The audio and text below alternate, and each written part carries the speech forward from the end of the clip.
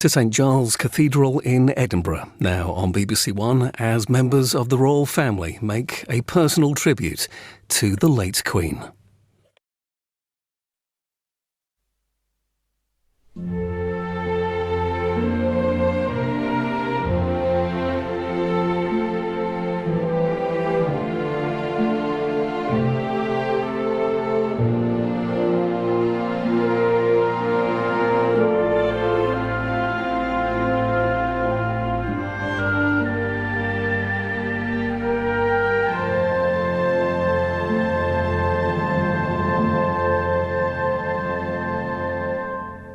Good evening and welcome to this special programme, Scotland, the Vigil.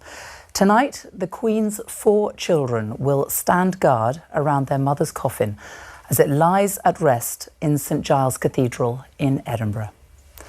Hundreds of people have already filed past the Queen's coffin since the doors were opened to the public a short time ago. Outside, so many people willing to wait however long they need to, and it could be many hours, so that they get their chance to say a personal farewell to the Queen. The King and his brothers and sister arrived at St Giles a short time ago and will be shortly taking their place around the Queen's coffin. Sally Magnuson is at St Giles.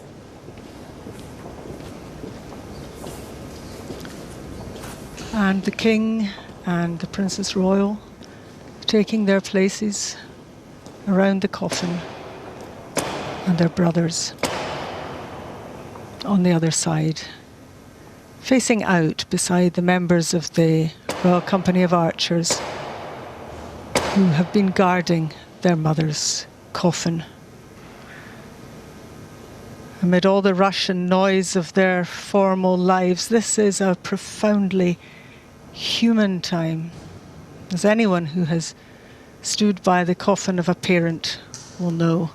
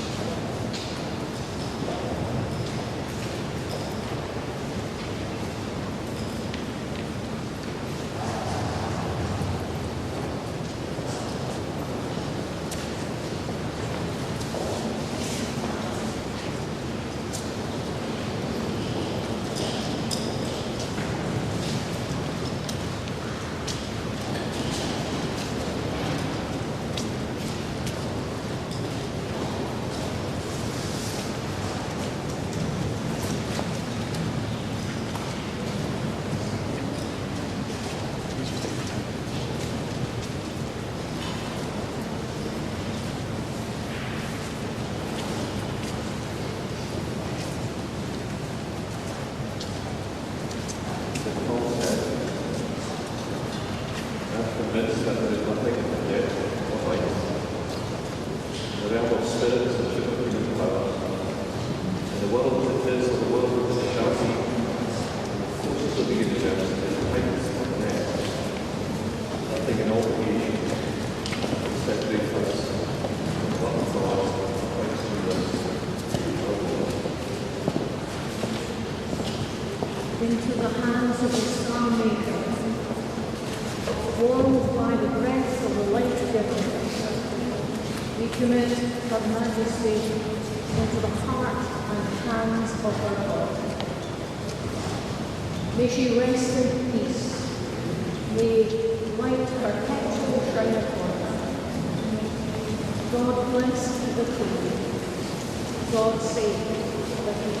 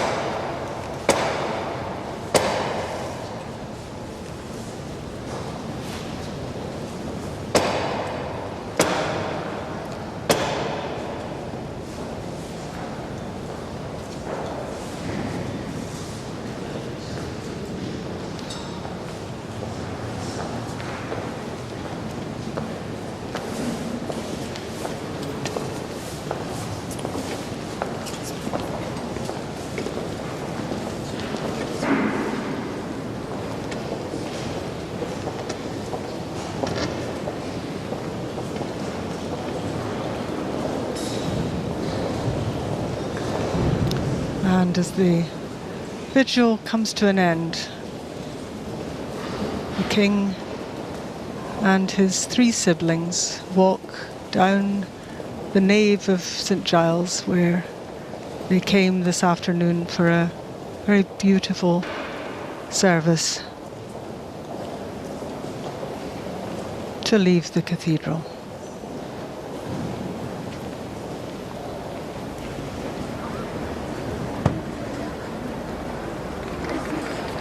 Smiling at last, King Charles, after what may have been a bit of an ordeal. At the end of a grueling day, sadness was etched on their faces as they stood vigil.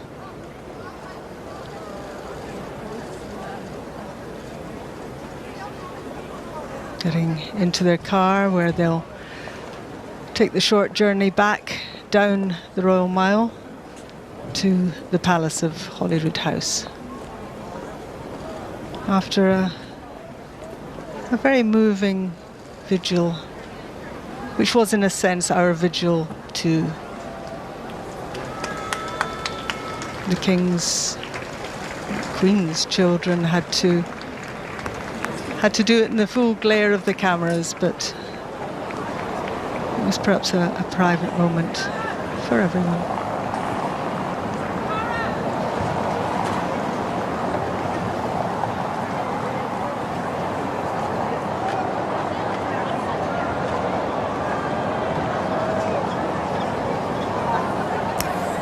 Well, as the King and his brothers and sisters head back towards the Palace of Holyrood House, let's reflect on what we have just witnessed with the royal historian and biographer of Her Majesty the Queen, Robert Lacey, and also the former private secretary to the then Prince of Wales, Mark Leishman. And as Sally said, I mean, very difficult. I mean, in the full public glare, such a private moment for them.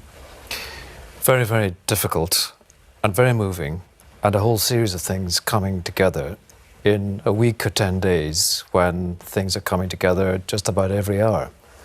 And I think sitting here watching that, I think a lot of people who have lost their mother or who have lost their father will perhaps identify with the emotion and the feelings and the immense shift going on in their lives. Whilst everybody may not, of course, undertake that sort of a vigil, people will have had their own arrangements and their own moments with a departed parent, which after all is just about all of us. But Robert Lacey, the monarchy, that is the monarchy, isn't it? It is very, very public. You are in the public eye for a lot of the time. That's the essence of the job, as Mark would have known working with Prince Charles, that you are on constant display, and we've seen it all the time, but all today. And Prince Charles tried to, well, more than tried, he did put it into words, I thought, very movingly, speaking to the Scottish Parliament, as he's already spoken on television. But there we saw them. It was a public display of tribute to their mother, but it was also their own personal mourning. And I think people will have been moved by that, and I think the more people, who live close will be inspired to follow their example, perhaps. Talk to us about the history of what we're seeing, because the public are now filing past the coffin in St Giles Cathedral. This has not happened very often, has it? No, I mean, vigils, in the religious sense, of course, go back centuries. People stand vigil for a saint's day or a religious festival. So far as we know, in terms of royal ritual, the first precedent for this was in 1936, after the death of King George V, the Queen's grandfather, when his son Edward VIII, starting off so promisingly, he became notorious for abdicating and becoming the Duke of Windsor, but he had this brilliant idea that he and his three brothers, he himself, his next brother, Duke of York as he then was, who became George VI, Duke of Gloucester and the Duke of Kent, should in their military uniforms stand vigil very much as we've just seen it. And the Vigil of the Princes wasn't actually photographed.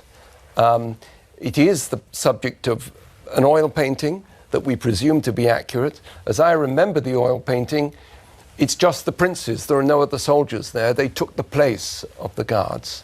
And then the next vigil was for the Queen Mother, organised in 2002, organised by Prince Charles. And that was the Vigil of the Princes, wasn't it? There was Prince Charles, Prince Andrew, Prince Edward and Lord Linley, the grandsons. That's right. What is very different today is that we have seen Princess Anne there, the Princess Royal, which I think is the first time a woman has ever stood vigil around a monarch's coffin in history, isn't it? So far as I know, it is. Yes, I'd say it definitely is, and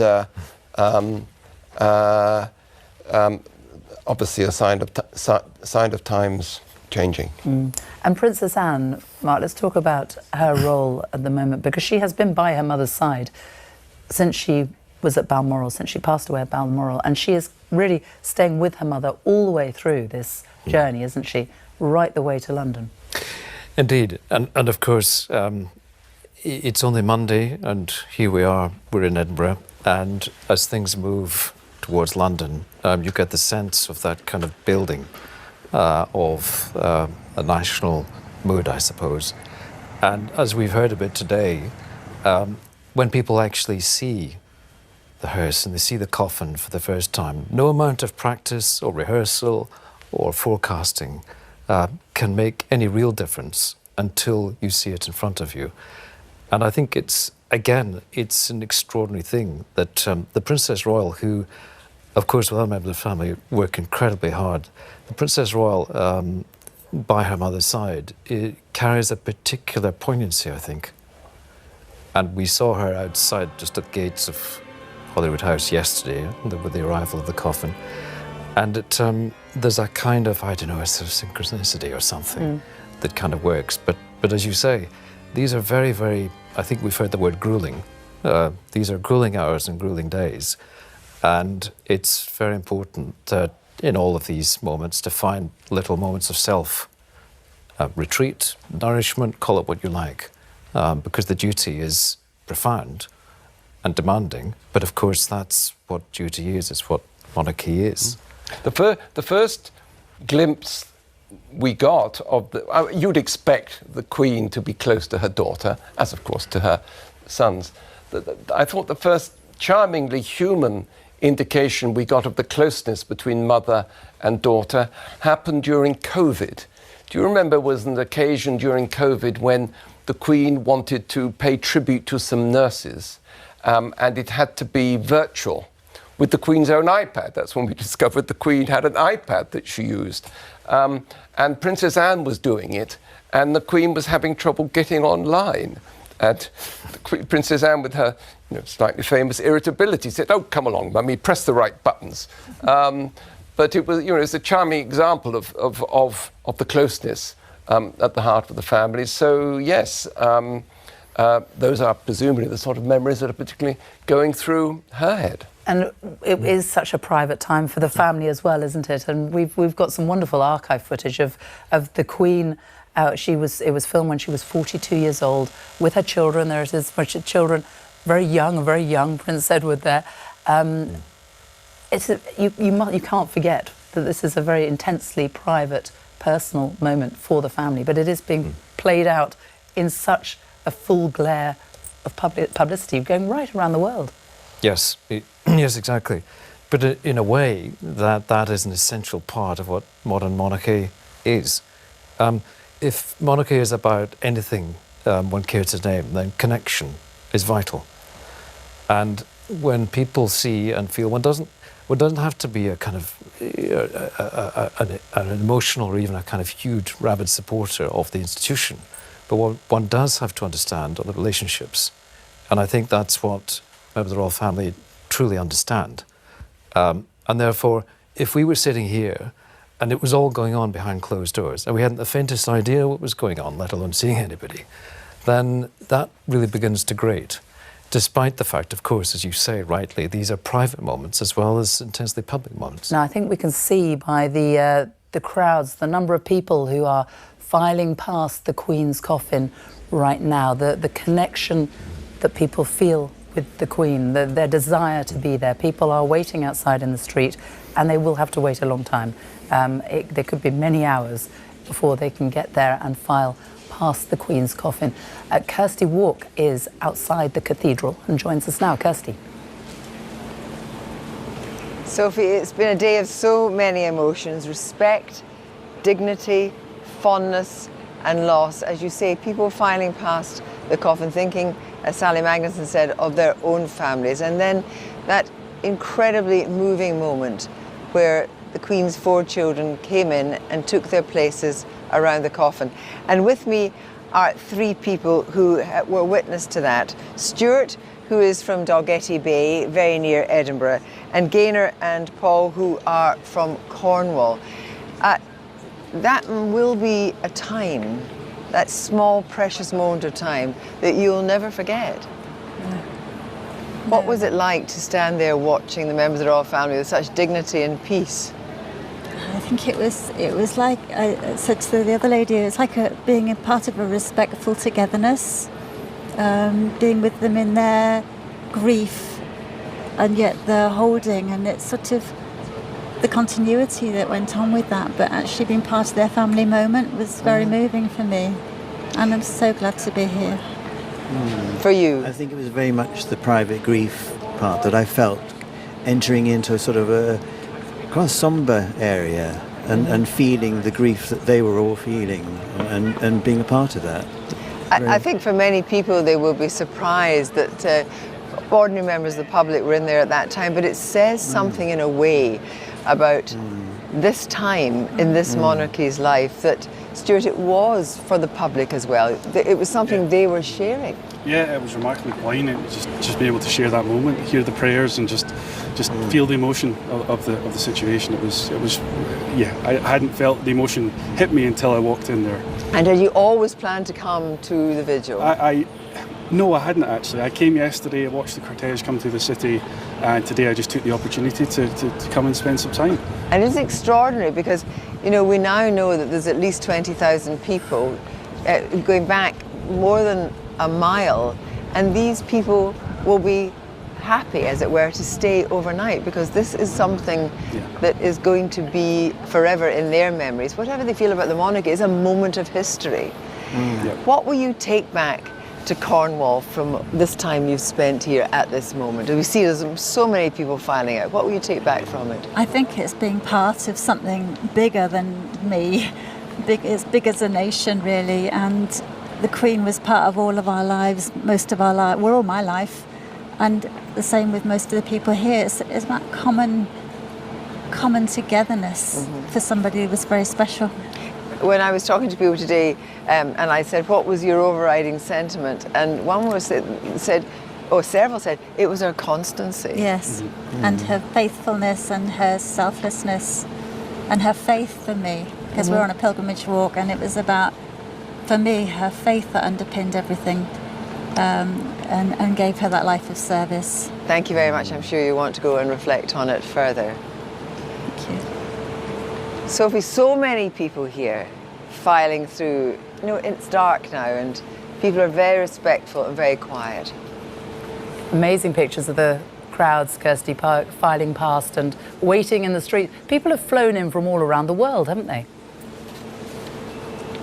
There are people here from all around the world, people that have come in, but people who are in Edinburgh at this time of year, who wanted to, as it were, see history in the making, see what, you know, the Queen's relationship to Scotland has been like. And I think what's happened over the last few days is more and more people have understood how much the Queen, of course, who is half Scottish, felt that this was her home. She wasn't coming to visit, she was coming home. Whether she was coming to Balmoral, whether she was coming to the Palace of Holyrood House, there was a certain feeling, I think, that this was the place where she felt at home, could relax, and just be, in a way, more ordinary than anywhere else.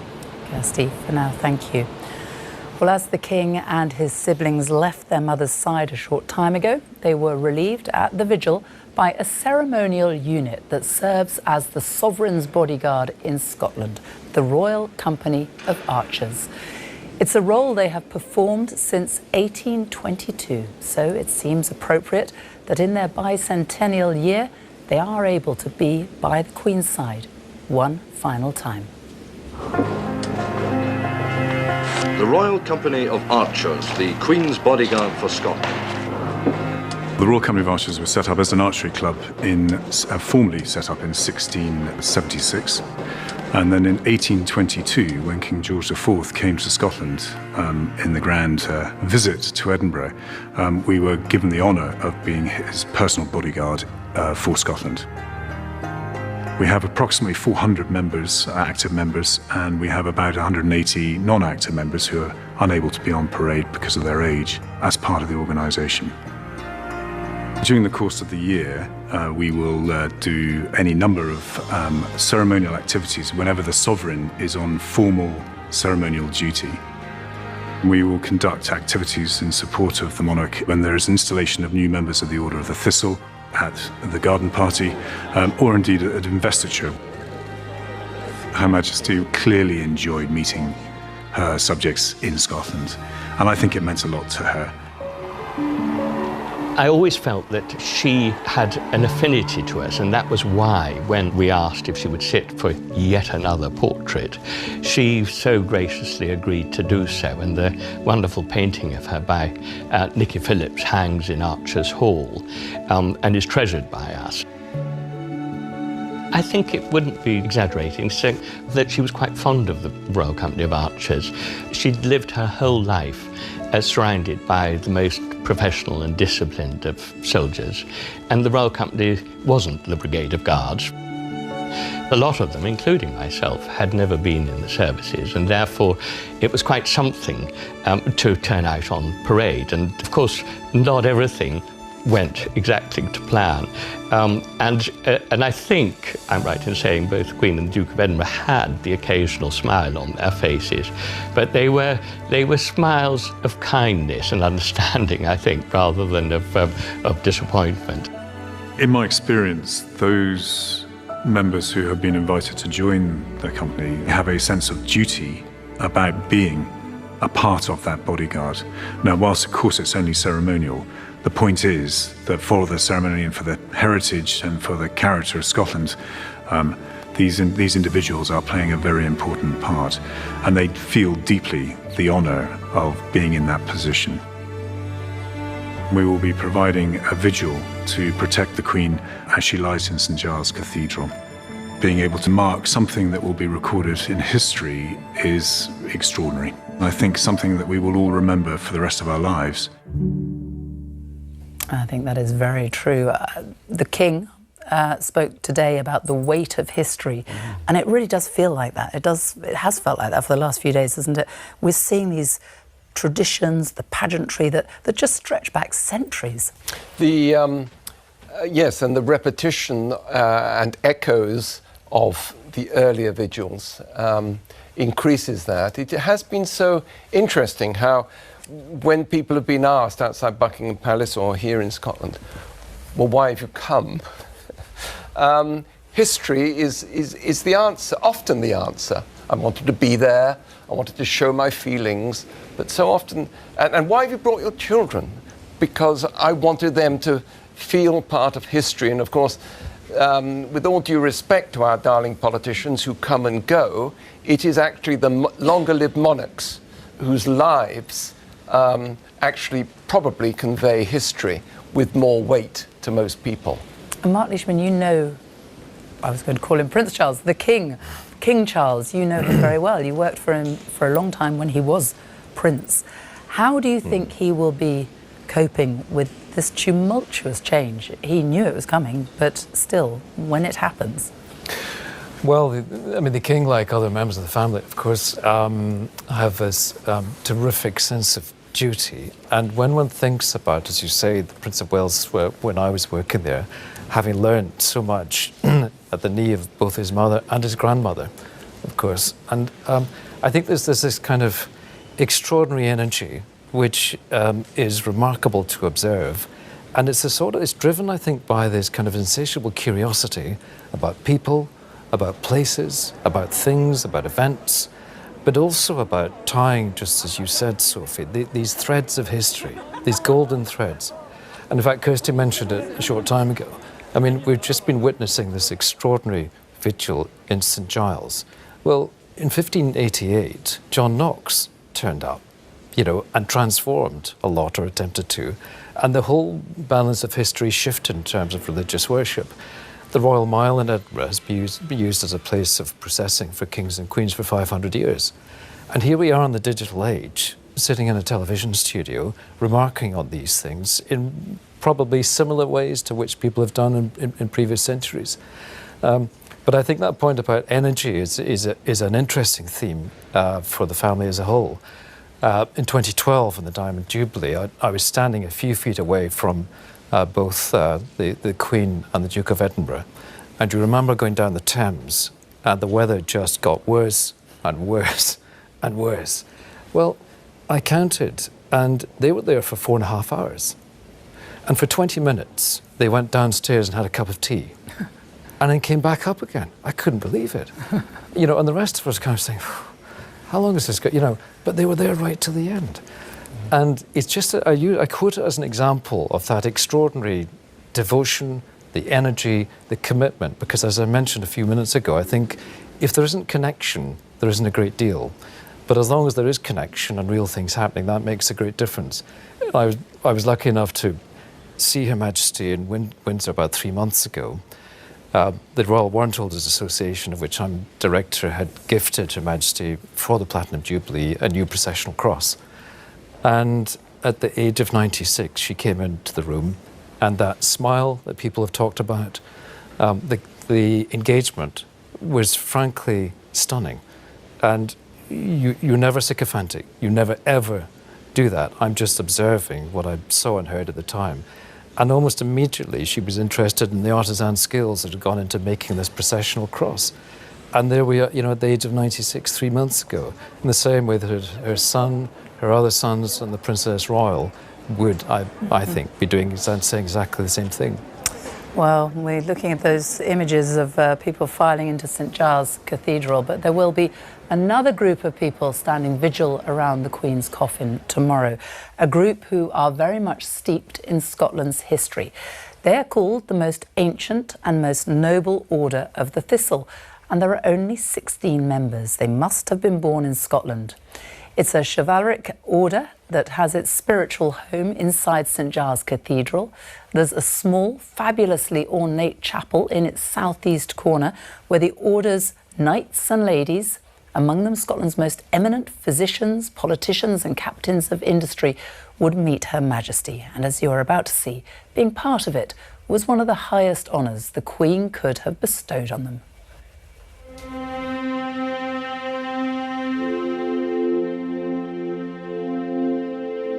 The Order of the Thistle is the second senior order of chivalry in the United Kingdom, the only one that is exclusive to Scots, and is very much in the personal gift of the sovereign. It is not part of the political honour system. I was completely taken aback, and I remember it came here. I left the letter open on the table, and my wife came back and saw the letter, and she said, "For once, even I am impressed." If you look through the history, it is the main nobility who are members of the Order of the Thistle. But during the Queen's reign, she changed that. You know, people without any other honours, without anything else to their name, were made members of the Thistle, and she appointed the very first woman to be an ordinary member, Lady Marian Fraser. So the Queen put her mark very clearly on the order as being something that had to do with modern Scotland and not simply the past. I didn't know, first of all, when I was invited to be here, that part of it is that you have a private audience with Her Majesty. It was an experience I will never forget. What impressed me most, that she was extremely well briefed about me. She knew exactly when I came to this country, where I had studied medicine and what I had done, and the conversation was very easy. You're actually 15 to 20 minutes alone. No faithful retainer, no one else there, just the two of you. I had to pinch myself, you know, it's just amazing, but totally relaxing. On reflection, that was probably the best time or the best half an hour of my life. Although I always had a great respect and admiration for her, that's the time I think I realized that this is a very special person. The principal event would be the summer installation or commemoration service. That happens normally every 2 years. Every winter, however, at St Andrew's Tide, the members of the order gather here in the chapel for a small, short service, so they all meet at least once a year. All services of the order were always passed before her before they were approved. Nothing passed her eye without her taking note of it, as it were. Yes, you had to look at detail and make sure you were right, but it was enjoyable to do it because you knew you were doing it for somebody who appreciated what was done and wanted to be involved. It wasn't a formality, it wasn't going through the motions. There was something inherently important about the order that was very significant to the Queen. And I think she regarded that as being a very important part of the fabric of the United Kingdom and one of the most important parts of the fabric of Scotland.